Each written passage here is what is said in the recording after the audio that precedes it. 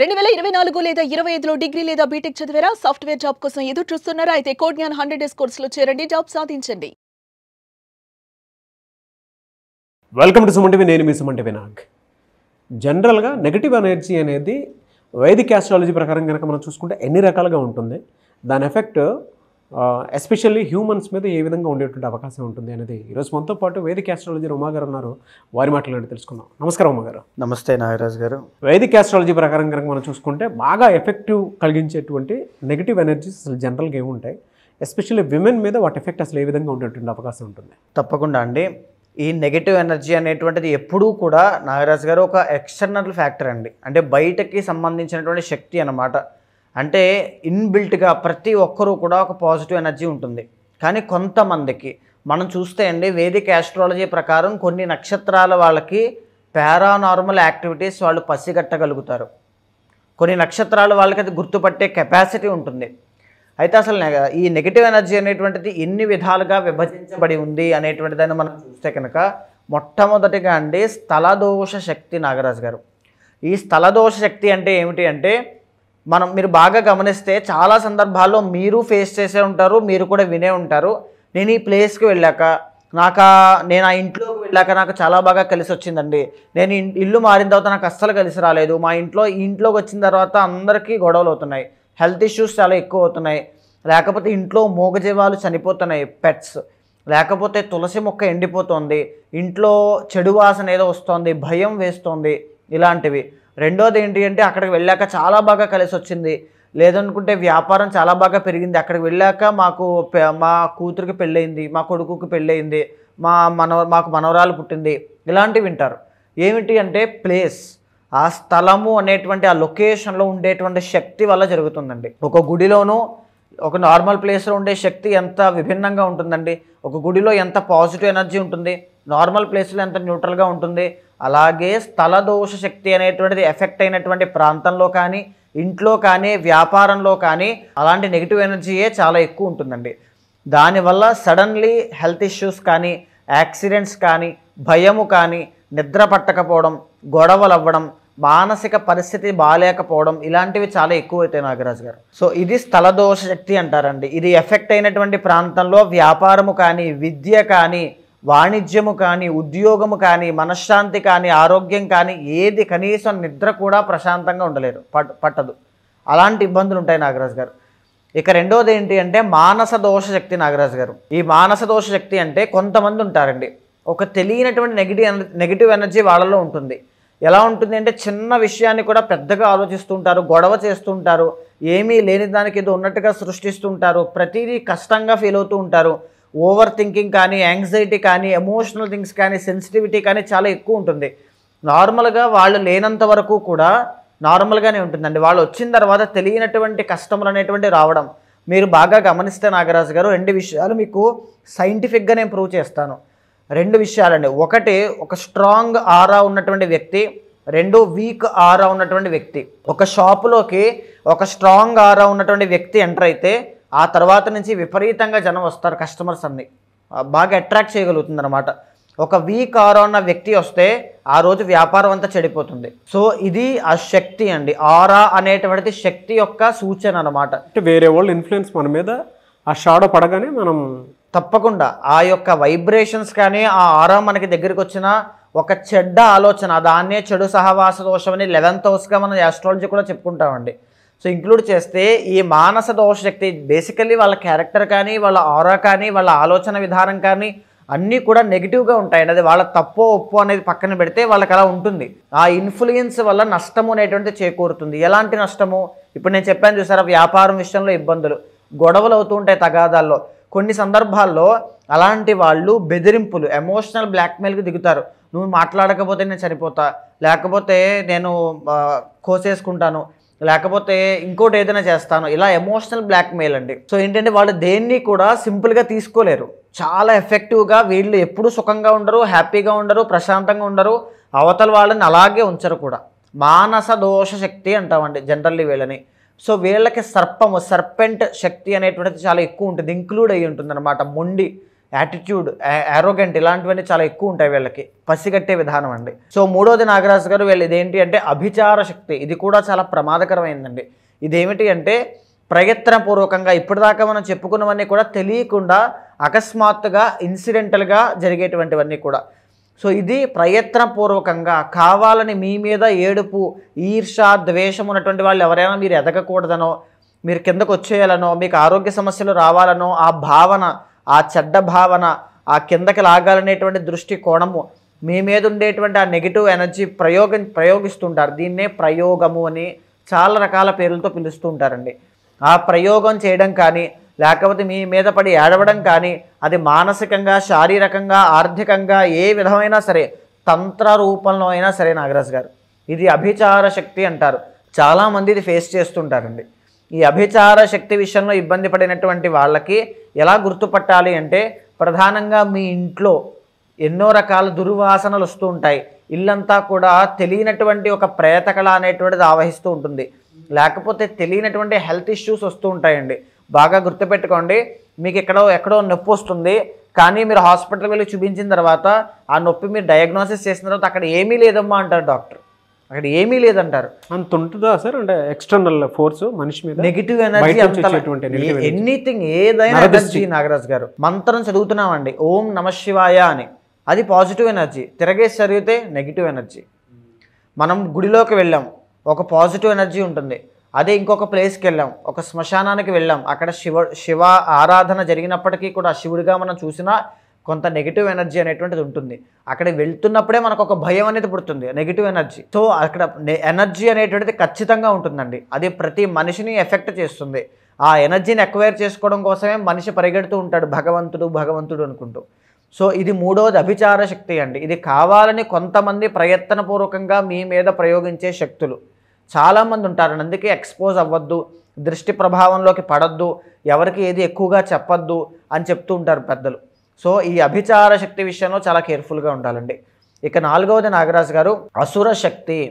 ఈ అసుర శక్తి అంటే చాలామంది ఇళ్లలో, కొంతమంది ఇళ్లలో నెగిటివ్ ఎనర్జీ ఏ విధంగా ఉంటుంది అంటే పడుకున్నప్పుడు నిద్ర పట్టదు, సడన్గా ఏదో పేక మీద కూర్చున్నట్టుగా, పేక నొక్కుతున్నట్టుగా, ఊపిరి అందరైనట్టు, మాట వినబడట్లేనట్టు, మాట ఎంత అరుస్తున్నా ఎవరికి వినబడట్లేనట్టు, నిస్సహాయ స్థితిలో ఉన్నట్టు, ఒక భయంకరమైనటువంటి చెప్పుకోలేని ఎక్స్పీరియన్సెస్ అవుతూ ఉంటాయి. ఇదే అసుర శక్తి. వాళ్ళు నడుస్తూ ఉంటే ఇంట్లో వెనకాల నుంచి ఎవరు వెళ్ళినట్టు ఉంటుంటుంది. లేకపోతే ఇల్లంతా కూడా ఇంట్లో ఉన్న సామాగ్రి అంతా అమ్మేయాలనుకుంటారు, ఒంటరిగా కూర్చుంటారు, ఏదో దీనంగా కూర్చుంటారు, గోడ వైపు తిరిగి కూర్చుంటారు. ఒక తెలియనటువంటి అమావాస్యకి పౌర్ణమికి ఎస్పెషల్లీ మీరు బాగా గమనించాలి అంటే అమావాస్యకి కానీ పౌర్ణమికి కానీ వాళ్ళలో చాలా మార్పులు ఉంటాయండి. అసుర శక్తి అది బాగా యాక్టివేట్ అయ్యేటువంటి, ఎనర్జీ యాక్టివేషన్ అయ్యేటువంటి తిథులు అనమాట. ఆ టైం దగ్గరికి వచ్చేటప్పటికి వాళ్ళ బిహేవియర్లో వైలెన్స్ కానీ వైల్డ్నెస్ కానీ చాలా ఎక్కువగా కనబడుతుంది. వాళ్ళు తెలియనటువంటి ఒక ప్రేతకళతో, తెలియనటువంటి ఒక భయంకరమైన రూపంతో మారుతూ ఉంటారు. ఇదే అసుర శక్తి. దయచేసి ఎవరు భయపడొద్దమ్మా. కొంతమంది ఖచ్చితంగా ఇలాంటివి ఫేస్ చేస్తున్నారు. అలాంటి వాళ్ళకి ఏదో ఒక దారి చూపించాలనే ఉద్దేశంతో ఇవన్నీ చెబుతూ ఉన్నాను. ఫేస్ చేసే వాళ్ళకి బాధ ఆ కుటుంబ సభ్యులకి ఖచ్చితంగా తెలుసండి.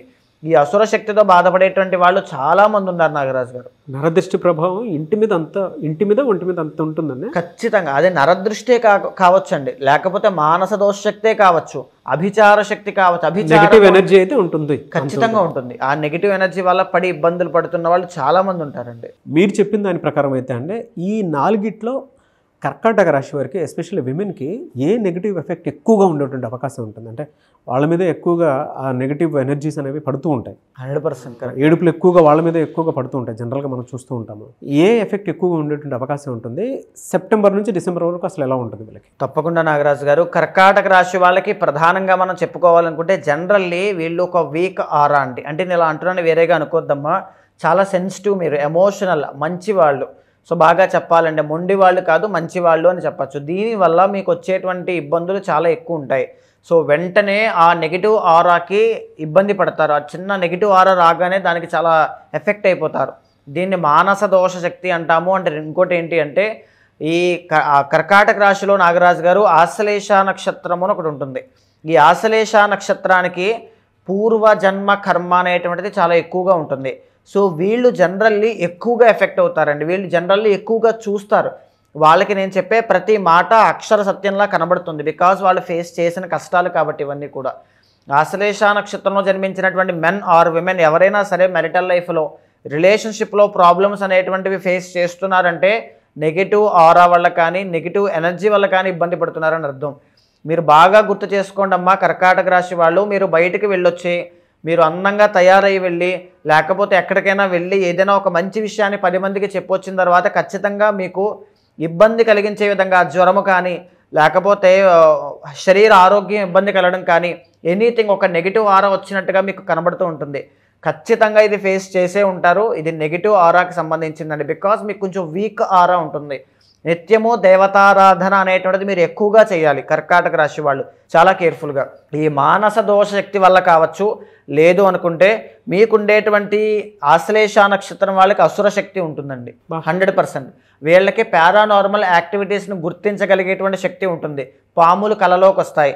తర్వాత ఏంటి అంటే పాములు ఎక్కువగా కనబడడం, పాములు కాటు వేసినట్టుగా ఉండడం, సర్పము యొక్క గుణగణాలన్నీ కూడా ఆశ్లేష నక్షత్రంలో ఉంటాయి. కోపం ఎక్కువ, పగబడితే వదలరు, చాలా మంచి వాళ్ళు. తర్వాత ఏంటి అంటే ఫ్లెక్సిబుల్. సో ఇలాగా పాము యొక్క గుణాలన్నీ కూడా సర్పెంట్ ఎనర్జీ అంతా కూడా వీళ్ళలో ఇమిడి ఉంటుందండి ఆశ్లేష నక్షత్రంలో. కర్కాటక రాశి వాళ్ళకి కూడా మానస దోష శక్తి వల్ల మానసిక ప్రశాంతత అనేటువంటిది ఉండదు. మీకు పీస్ ఆఫ్ మైండ్ అనేటువంటిది దొరకడం చాలా కష్టం అవుతుందండి. ఎప్పుడు ఎమోషనల్ వాళ్ళకి అవుతుందండి ఇది 100% చూస్తారు. నేను చెప్పేటువంటి ప్రతి మాట వాళ్ళు చూస్తారు ఖచ్చితంగా అండి. మెంటల్లీ చాలా డౌన్ అవ్వడం కావచ్చు, మూడ్ స్వింగ్స్ కావచ్చు, ఈ ఓవర్ థింకింగ్, యాంగ్జైటీ అనేటువంటిది చాలా తొందరగా ఏ మనిషి అయినా ఎన్ని కష్టాలు వచ్చినా మనోధైర్యం ఉంటే ఏదైనా చేయగలరు నాగరాజు గారు. కర్కాటక రాశి వాళ్ళకి ఈ ఉన్నటువంటి నెగిటివ్ ఆరా వల్ల కానీ నెగిటివ్ ఎనర్జీ వల్ల కానీ చాలా ఇబ్బంది పడతారు. మీరు ఏం చేస్తారంటే అమ్మా ప్రతి శుక్రవారము కూడా ఒక గుప్పుడు గళ్ళుప్పు తీసుకుని వామ్ వాటర్లో వేసి ప్రతి శుక్రవారము సాల్ట్ బాత్ అనేటువంటి చేయండి. దీనివల్ల ఉన్నటువంటి నెగిటివ్ ఎనర్జీ అంతా కూడా ఎక్స్ట్రాక్ట్ అవుతుంది. దృష్టి తీయడాలు ఇవన్నీ కూడా ఈ కర్కాటక రాశి వాళ్ళకి తరచూ ఫ్రీక్వెంట్గా చేస్తూ ఉండాలండి. ఎందుకు అంటే నెగిటివ్ ఆరా చాలా ఎక్కువగా పడుతుంది అనమాట. వీళ్ళకి ఇమోషనల్గా చాలా డౌన్ అయి ఉన్నారు ప్రస్తుతం, అంతేనండి? చాలా డౌన్ అవుతారు. అండ్ రిలేషన్షిప్ ప్రాబ్లమ్స్ అనేవి ఎక్కువ వస్తాయండి. ఆశ్లేష నక్షత్ర జాతకులైతే ఈ కెరీర్లో అప్స్ అండ్ డౌన్స్ అనేటువంటివి ఎక్కువగా చూస్తున్నారు. ఒక కెరీర్ మీద కాన్సన్ట్రేట్ చేయలేక వాళ్ళు ఏదో చెప్పారని దీంట్లోకి, వీళ్ళు ఏదో చెప్పారని దాంట్లోకి తెలియకుండానే చాలా అప్స్ అండ్ డౌన్స్ అనేవి ఉన్నాయి. స్టేబుల్నెస్ అనేటువంటిది లేదు అనుకుంటున్నారంటే నెగటివ్ ఆరా అనేటువంటిది మానస దోష శక్తి వల్ల మీరు ఇన్ఫ్లుయెన్స్ అవుతున్నారు. మీరు వాళ్ళ మాట వింటున్నారు, లేకపోతే ఏదైనా జరగవచ్చు. మీరు కోపం వచ్చి మీ ఉన్నటువంటి జాబ్ నేను చెయ్యను వదిలేసి పెట్టే వచ్చేసిన నెగిటివ్ ఆరా వల్ల చాలా ఇబ్బంది పడుతున్నారని అర్థం అండి. సో ఇది బాగా కర్కాటక రాశి వాళ్ళకి చాలా యాప్ట్ అవుతుంది. మానస దోష శక్తి సెప్టెంబర్ నుంచి డిసెంబర్ వరకు ఎలా ఉంటుంది సార్ మరి వీళ్ళకి? సెప్టెంబర్ దగ్గర నుంచి డిసెంబర్ దాకా అండి. సెప్టెంబర్ 17వ తారీఖు దగ్గర నుంచి వీళ్ళకి రాజయోగం కనబడుతోందండి. యాక్చువల్లీ చెప్పాలి అంటే నాగరాజు గారు సెప్టెంబర్ 7వ తారీఖున చంద్రగ్రహణం పడుతోంది, సంపూర్ణ చంద్రగ్రహణం అండి. ఆ గ్రహణ ప్రభావం చేత కర్కాటక రాశి వాళ్ళకి మంచి జరిగే అవకాశములు ఎక్కువగా కనబడుతూ ఉన్నాయి. దీంతో పాటు ఏంటి అంటే సెప్టెంబర్ 17 తర్వాత నుంచి రవి బుధుల యొక్క బలం వల్ల రాజయోగము అనేటువంటిది పట్టబోతోంది. ఆ 1 మంత్ మాత్రం మీరు అనుకున్నది చేయగలుగుతారు, సకాలంలో అన్ని పనులు పూర్తవుతాయి. కానీ ఆ తర్వాత నుంచి మళ్ళా ఖర్చులు విపరీతంగా పెరుగుతాయి. ఫైనాన్షియల్లీ మీరు ఇప్పుడు డౌన్లో ఉన్నారు, బాగా గుర్తుపెట్టుకోండి అమ్మా. ఎందుకంటే 12వ స్థానంలో మీకు గురుడు ఉన్నారు కాబట్టి మీరు ఫైనాన్షియల్లీ డౌన్లో ఉన్నారు.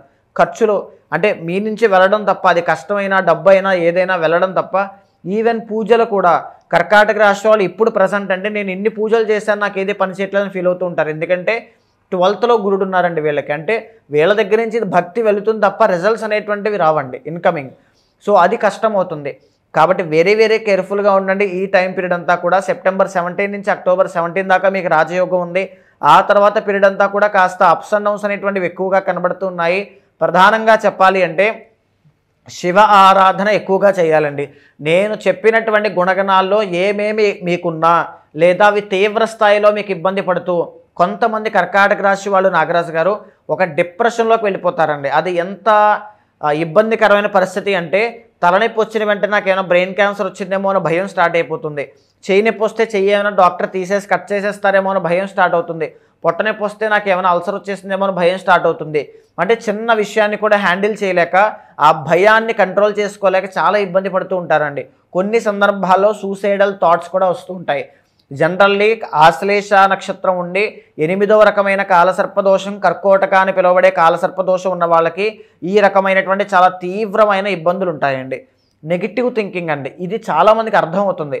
ఎందుకంటే ఒక భగవంతుడి యొక్క చిత్రపటాన్ని చూసినా అందులో తెలియనటువంటి ఒక వికృతమైన రూపాలు కనబడుతూ ఉంటాయి. దాన్ని వాళ్ళు తట్టుకోలేరు. వాళ్ళకి భగవంతుడి మీద భక్తి ఉంటుంది, కానీ తెలియనటువంటి ఫేస్ చేస్తున్నారు వాళ్ళు, ఖచ్చితంగా ఫేస్ చేస్తారండి. ఈ కాంబినేషన్ ఉన్న వాళ్ళు ఆశ్లేష, కర్కోటక కాలసర్పదోషం, కర్కాటక రాశి వాళ్ళు నెగిటివ్ ఎనర్జీకి కానీ మానస దోష శక్తి కానీ ఎప్పుడైతే ఎఫెక్ట్ అవుతారో ఇలాంటివన్నీ కూడా కనబడతాయి వాళ్ళకి. దాని నుంచి బయటికి రావాలి అంటే ఏకైక మార్గం ఏమిటి అంటే మన్యుసూక్త పారాయణ హోమము, శ్రీరుద్ర యాగము అనేటువంటిది చేయించాలండి, లేదా వనదుర్గా మహావిద్యా హోమం చేయించాలి. ఇవి చేయించడం వల్ల మీకు ఎవరైనా శత్రువులు ఉన్న శత్రు పలాయనార్థం, మోహన, స్తంభన, దృష్టిదోష, శత్రుఘోష నివారణార్థం ప్రతీది కూడా పోతాయి. అది చేసిన తర్వాత మీ లైఫ్లో ఒక తెలియని ప్రశాంతత, ఆ నెగిటివ్ ఆరా అంతా పోయి ప్రశాంతంగా ఉంటారండి. Anyway sir, thank you so much Uma గారు. అయితే చాలామందికి ఏంటంటే ఏదైనా వేదిక్ ఆస్ట్రాలజీ రెమెడీస్ ప్రకారము వాళ్ళకు ఉండేటువంటి నెగిటివ్స్ ఏవైతే ఉంటాయో వాటిని క్లియర్ చేసుకుందాం అనుకుంటుంటారు చాలామంది ఉంటారు. అది ఏ రూపైనా సరే, ఎవరైనా సరే పర్సనల్ చాట్ ద్వారా వెళ్తే సో ఈ మంత్ నుంచి ఈ మంత్ వరకు ఎలా ఉంది, నా కెరీర్ ఎలా ఉంది, ఫినాన్షియల్గా ఎలా ఉంది, నెగిటివ్ ఇన్ఫ్లుయెన్స్, నెగిటివ్ ఎనర్జీస్ మా మీద ఏమైనా ఉన్నాయని తెలుసుకోవాలి అనుకుంటుంటారు చాలామంది ఉంటారు. వాళ్ళు మిమ్మల్ని అప్రోచ్ అవ్వాలంటే ప్రాసెస్ ఏంటి? తప్పకుండా నాగరాజు గారు, ఈ నెగిటివ్ ఎనర్జీ అనేటువంటి విషయం మీదండి, అండ్ ఇంకొకటి ఏంటంటే తెలియనటువంటి ప్రయోగాల మీద కావచ్చు, జీవితంలో మేము ఒక్కసారిగా అంతలా ఎదిగి ఎందుకు పడిపోవడానికే కారణం అండి, మాకెందుకో ఒక భయంగా ఉంది, మా జీవితం ఎక్కడికి వెళ్తుందో అనేటువంటి ఒక డైలమాలో కావచ్చు ఎంతోమంది అప్రోచ్ అవుతూ నేను ఇచ్చినటువంటి రెమెడీస్ ఫాలో అయిన తర్వాత చాలా ఈజీగా వాటి నుంచి తప్పించుకుని బౌన్స్ బ్యాక్ అయిన వాళ్ళు చాలామంది ఉన్నారండి. ఈ విషయం మీద నేను ఎందుకు ఇలా వీడియోస్ చేస్తున్నానంటే నాగరాజు గారు, నెగిటివ్ ఎనర్జీ అనేటువంటిది చాలా ఎక్కువ ఉంటుంది.